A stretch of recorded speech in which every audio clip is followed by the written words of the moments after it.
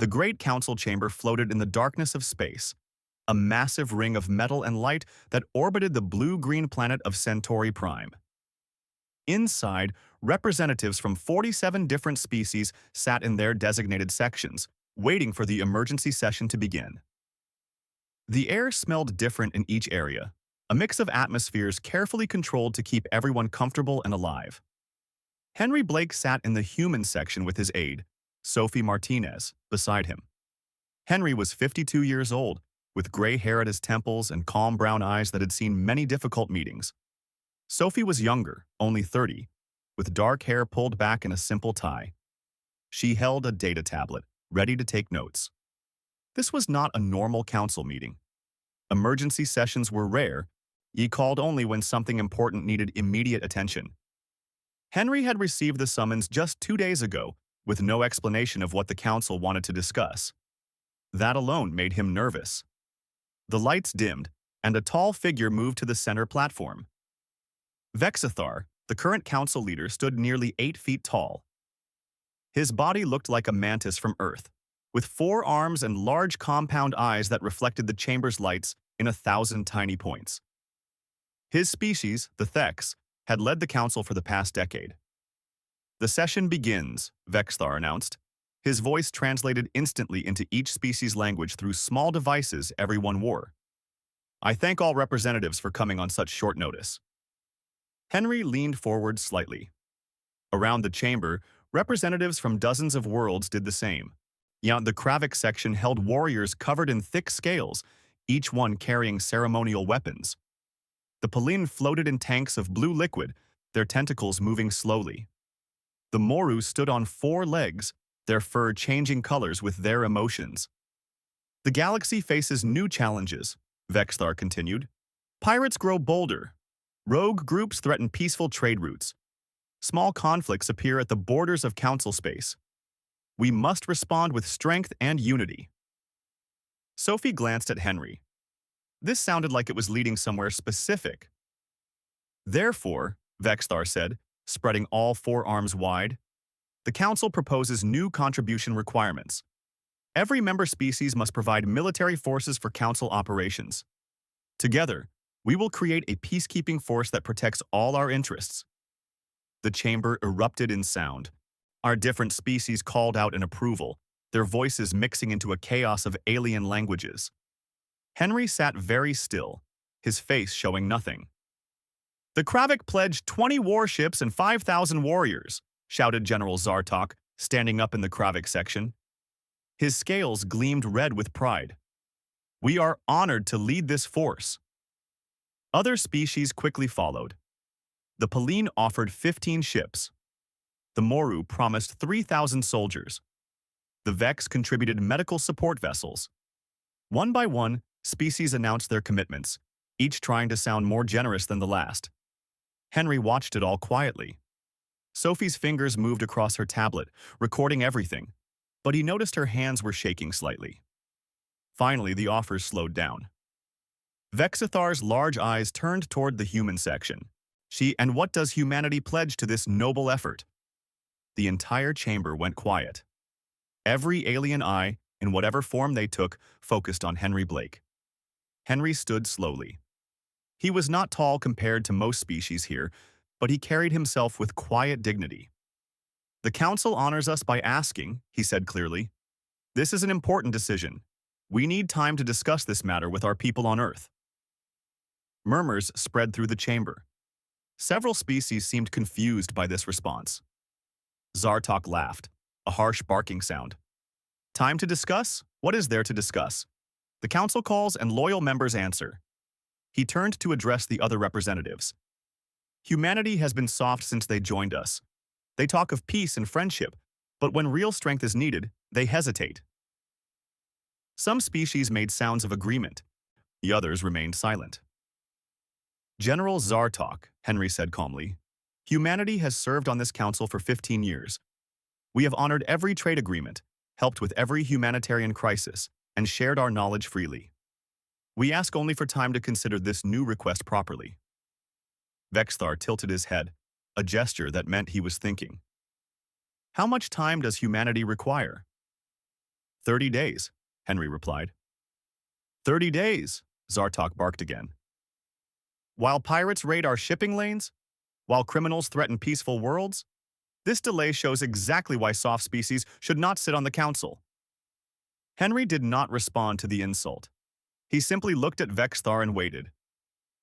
The council leader raised one arm for silence. Humanity has served well, as Ambassador Blake stated. 30 days is not unreasonable. He paused, and his voice grew harder. But understand this clearly. In 30 days, we expect humanity's commitment. Ships, soldiers, and support for the peacekeeping force. If humanity refuses, the Council will have no choice but to impose sanctions. Trade agreements will end. Human diplomats will be recalled from all Council worlds. Humanity will be isolated. Sophie gasped softly beside Henry, but he did not react. We understand the terms, Henry said simply. Thank you for the time to consider. He sat down. The meeting continued, but Henry barely heard the rest of it. Other business was discussed, procedures were voted on, but his mind was far away, thinking about the choice his people now faced. When the session finally ended, Sophie gathered her things quickly. As they walked toward the exit, she whispered, Henry, what are we going to do? Or they basically threatened to kick us out of the council. Henry's face was troubled, his eyes showing a deep sadness that Sophie had never seen before. I know, he said quietly. And that's exactly what worries me. The council doesn't understand that some things matter more than trade routes or membership status. What things? Sophie asked. Henry stopped walking and looked at her directly. Our principles, Sophie. The very things that make us human. They left the chamber together, walking into the uncertain future that waited for them and all of humanity. The journey back to Earth took 3 days through the fastest transport lanes. Henry spent most of that time staring out the window at the stars, thinking about what was coming. Sophie tried to start conversations several times, but she could see he needed the silence to prepare himself. When their ship finally approached Earth, Henry felt a familiar warmth in his chest. The blue and white planet had never looked more beautiful or more precious. This was home, the place where humanity had learned its hardest lessons about war and peace. A government transport met them at the orbital station and took them directly to Geneva, where the Global Council building stood beside the old lake. President Linda Chen was already waiting in the secure conference room, along with Admiral Kyle Jensen, the head of Earth's defense fleet. Linda was 60 years old, with short silver hair and sharp eyes that missed nothing. Kyle was tall and broad-shouldered, his uniform decorated with medals from a career spent protecting Earth's borders. Both looked worried. Nom, tell us everything, Linda said as Henry and Sophie sat down. Henry explained the Council's demands, the 30-day deadline, and the threats of sanctions. As he spoke, Linda's face grew more troubled, and Kyle's jaw tightened. So they want us to send our ships and soldiers to enforce their will across the galaxy, Kyle said when Henry finished. It was not a question. They call it peacekeeping, Sophie added quietly. But from what we heard, it sounds more like intimidation. Linda stood and walked to the window, looking out at the peaceful city below. We established our military principles 200 years ago, after the resource wars nearly destroyed us. Never again would human weapons be used for conquest or coercion, only for defense, only to protect. Henry nodded. I remember learning about it in school. 30 million people died in those wars. Entire cities burned. When it finally ended, our ancestors said, never again. Kyle leaned back in his chair. Our fleet is strong enough to defend Earth and our colonies. But we built it with one purpose, to protect our people, not to threaten others. If we start using our military for offensive operations, even under the Council's banner, we become something different. Something we swore we would never be again. But the sanctions, Sophie said hesitantly. If they cut us off from galactic trade, millions of people will suffer. Our colonies depend on imports from Council worlds. Our economy is connected to theirs. I know, Linda said, still looking out the window. Believe me, I have spent every hour since Henry called me thinking about this. The economic damage would be severe. Jobs would be lost. Some colonies might face real hardship. She turned back to face them. But I keep coming back to one question. If we compromise our principles now, when times are difficult, what good were those principles in the first place? Were they just pretty words we said when it was easy? Henry smiled sadly. That is exactly what I have been thinking about for 3 days. Kyle pulled up a data screen showing reports from their intelligence services. Our people in council space are hearing things. This peacekeeping force is not really about pirates or border threats. The Kravik want to expand their influence. Several smaller species have resources that larger council members want. This force will be used to pressure them into unfair agreements. The Yalti system, Henry said, remembering something he had overheard. They have rare minerals that the Kravik want. The Yalti refuse to sell at the prices offered. Exactly, Kyle confirmed. If we send our ships, we become part of that pressure. We help strong species bully weak ones. Linda sat back down at the table. So we all agree on what our answer should be. The question is, how do we make this work? How do we protect our people from the consequences? They talked for hours, examining every option. Could they negotiate a different kind of contribution? Could they find allies on the council who might support them? Could they prepare the economy for isolation before the sanctions hit? Finally, Henry proposed their response. We offer what we can give without violating our principles. Medical support, humanitarian aid, engineering assistance, rescue operations. Everything except offensive military force. Will the council accept that? Sophie asked. Probably not, Henry admitted. But it shows we are willing to help, just not in the way they demand. It gives them a choice too. Linda made the decision. Then that is what we will offer. Kyle, start preparing our people for possible sanctions. Begin stockpiling essential supplies and finding alternative trade partners. Sophie, draft the formal response. Make it respectful but absolutely clear. And if they still reject it? Kyle asked. Linda's voice was firm. Then we accept the consequences with dignity. We do not compromise who we are, not for trade, not for council membership, not for anything. Over the next 2 weeks, the pressure began. Human merchant ships found themselves delayed at council checkpoints. Minor bureaucratic problems suddenly appeared in trade permits. The Kravik ambassador gave public speeches questioning humanity's loyalty and courage. On colony worlds, some humans started to worry. Messages flooded back to Earth, asking if the government would really risk everything over this issue. Town meetings were held. News programs debated the choice endlessly. But something else happened too. Letters arrived at Henry's office from across the galaxy. Aliens who had been helped by human doctors, rescued by human ships, or simply befriended by human diplomats. Most could not speak publicly, but they wrote privately to say they understood and respected humanity's choice.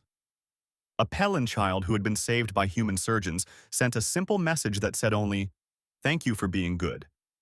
When the 30 days were almost over, Henry returned to the council station.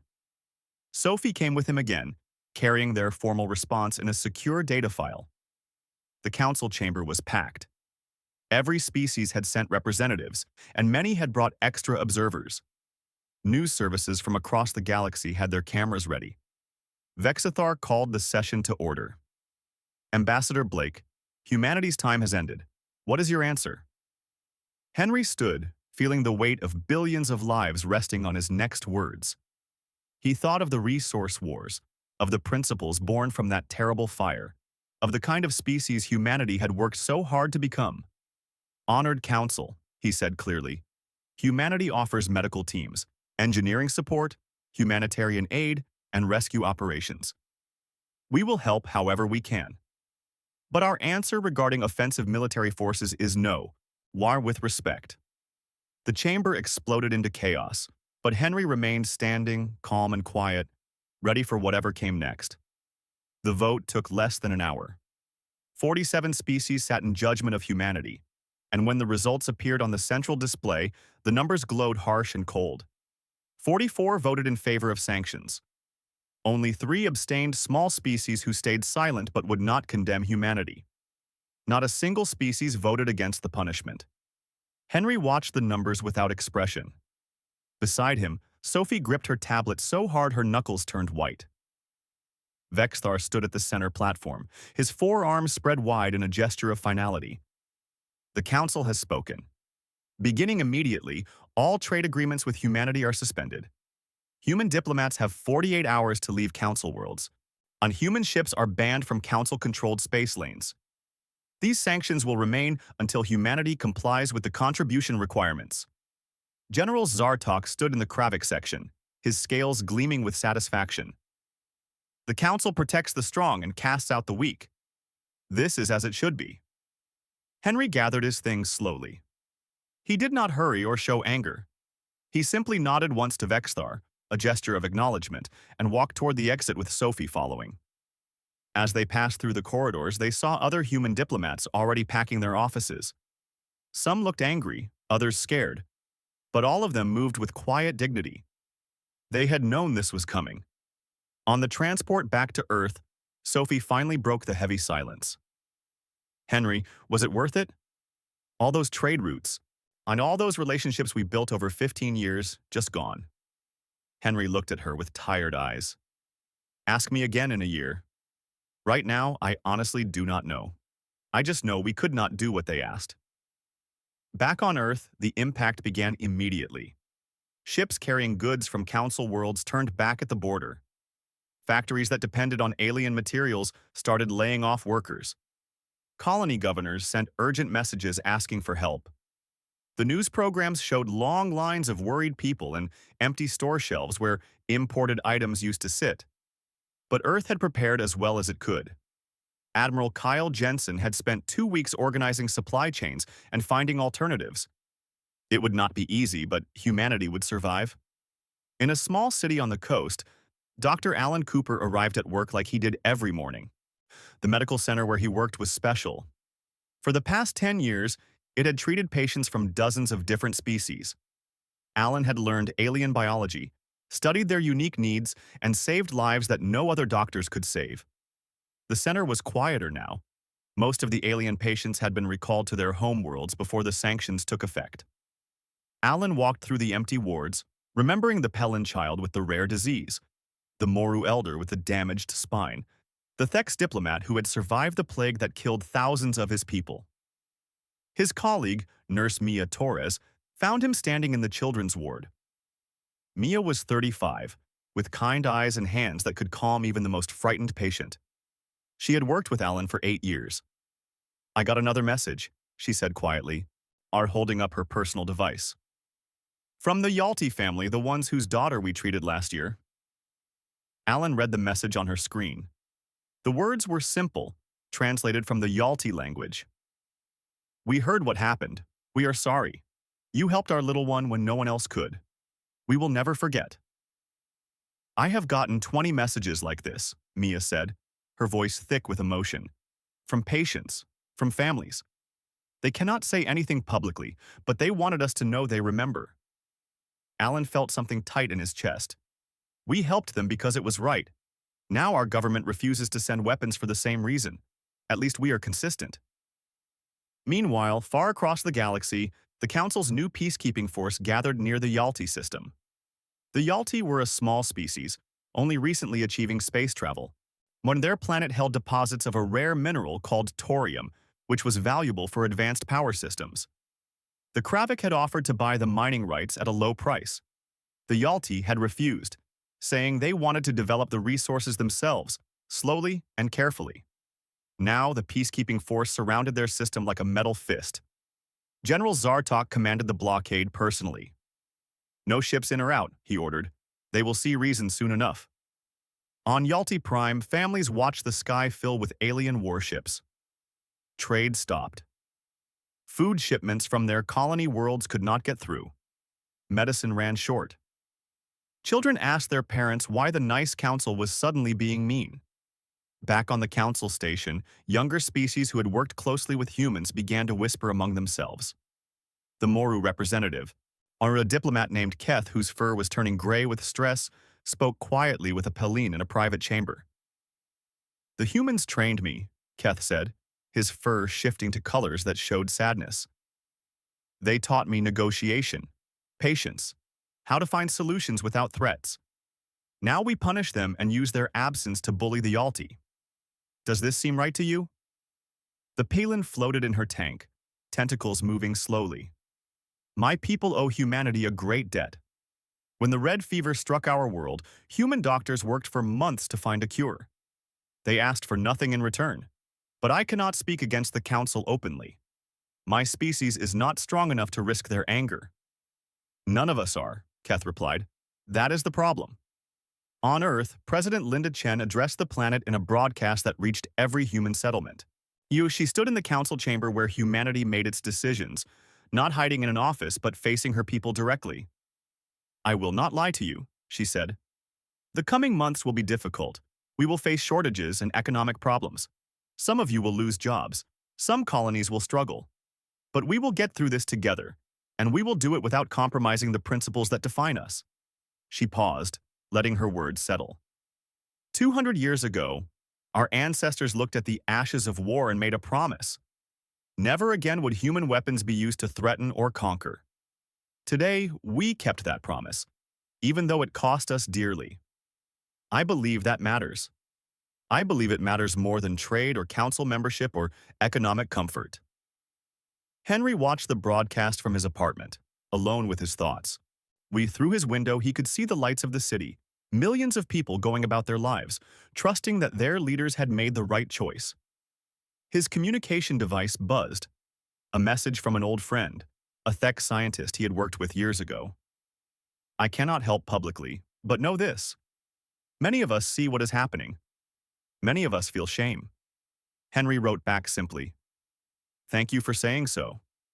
He looked up at the stars visible through his window, wondering how long humanity could hold out and what price they would ultimately pay for their silence. 3 months passed slowly.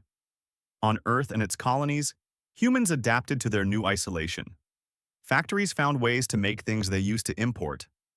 Farms expanded to grow food that once came from alien worlds. It was hard work and some people struggled. But humanity endured. The Council's peacekeeping force, however, grew bolder with each passing week.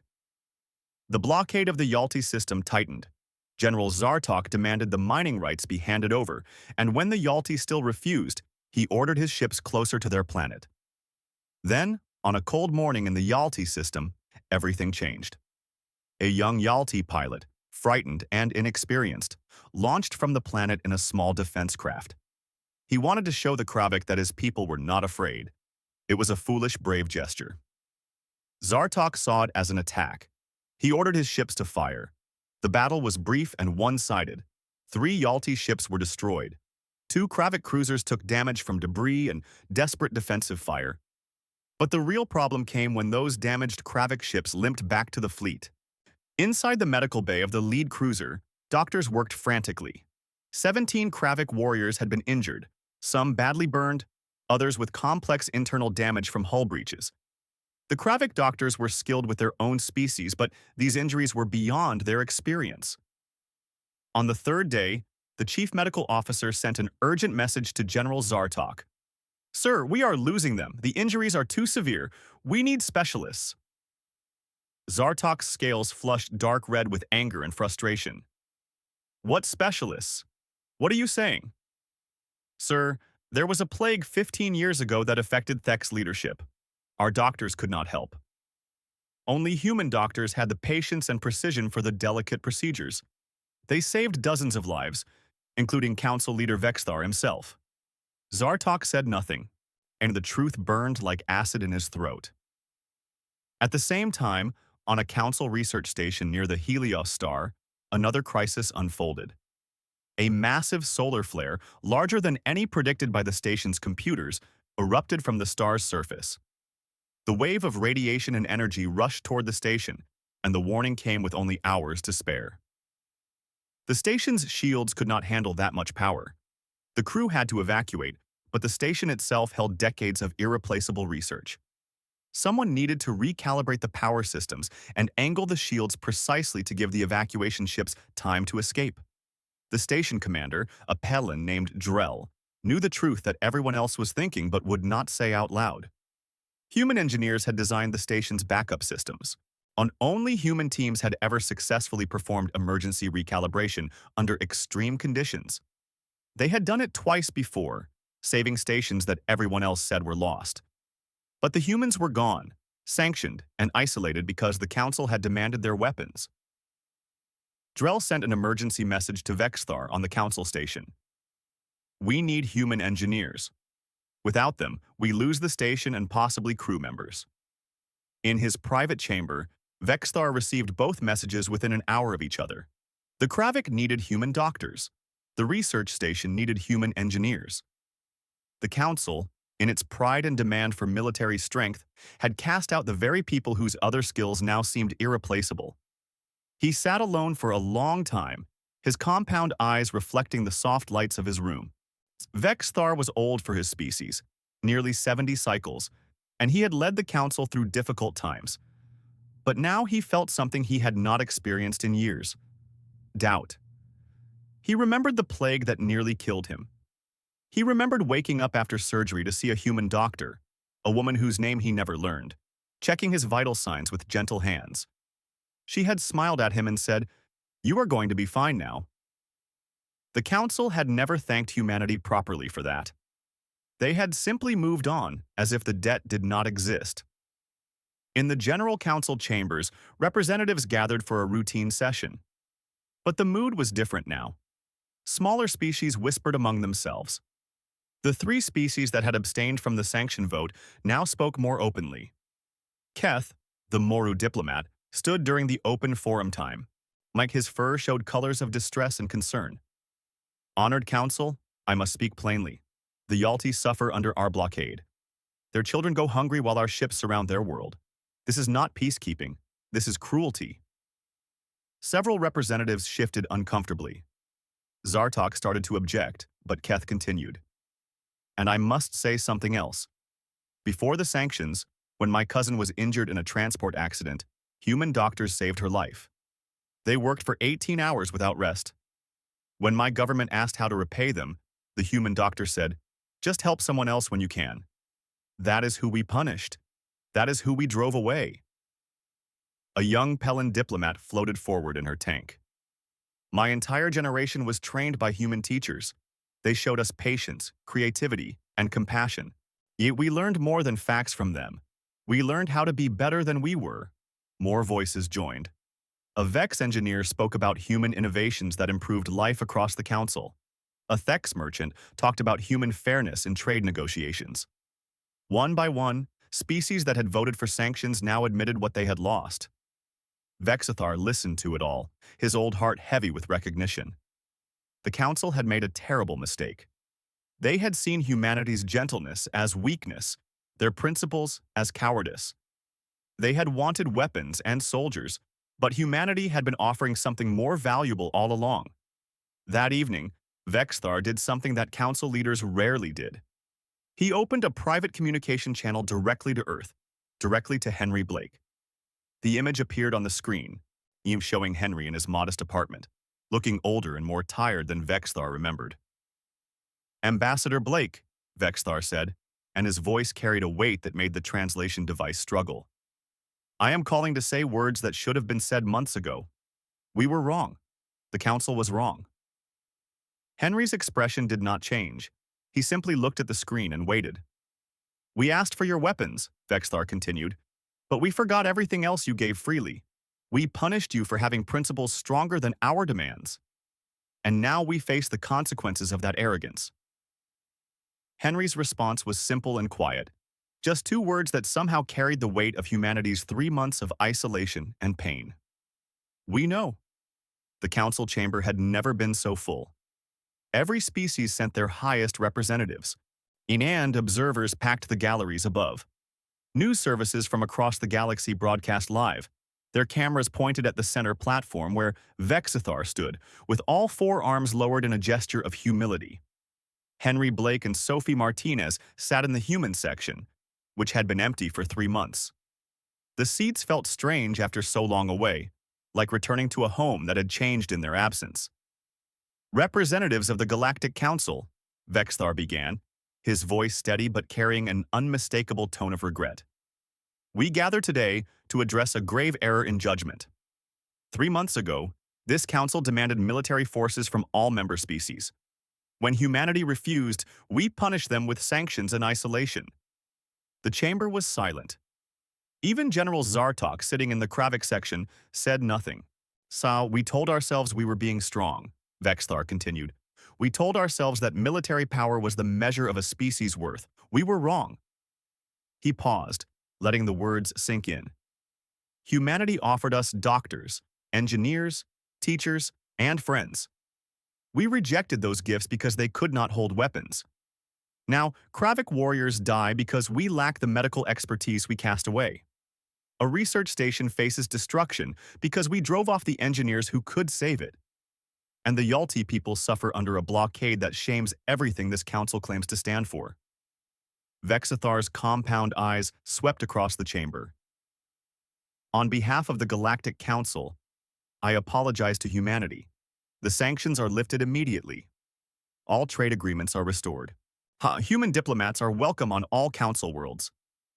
Sophie leaned toward Henry and whispered, "This is good, right? We won." But Henry's face remained calm and serious. He stood slowly, and the chamber's attention shifted to him. "Honored council leader, I thank you for your words and for lifting the sanctions."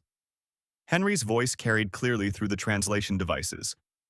However, humanity will not return to the council under the old terms. Shocked murmurs rippled through the chamber. Sophie's eyes went wide. Zartok stood abruptly.